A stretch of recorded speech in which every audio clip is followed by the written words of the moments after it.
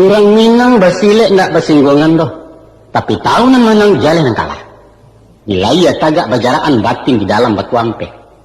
Kalau lawan marantang kida ingat-ingat tangan dan suwuk bamungkasi. Apabila orang tagak ipiak digantuangnya kaki sebalah maka usah tagak alih di muaronyo. Badan tangku set kena tungi. Tapi ajiahkan sanjang badan umpan ke tapak tangan orang berfikir memaswain. Dalam peraturan IPSI, lawan nan rabah dia tong kalah. Tapi hati-hati ke Silet Minang. Ada kalanya lawan sengaja merabahkan diri.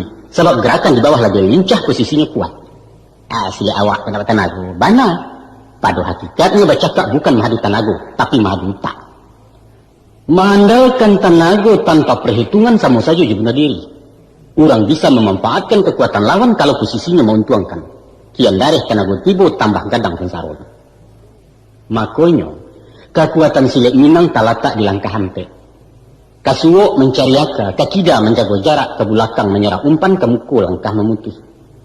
Hikmahnya, sekali orang berniat jahit, sabar. 2 kali nasihati. 3 kali bersiap-siap, cukup ke hampe, sosok. Sagisi hendak cari bertamu pantang hilangkan. Jadi kesimpulannya, dalam falsafah Minang, menyelesaikan sesuatu persoalan bukanlah dengan otot, tapi dengan otak.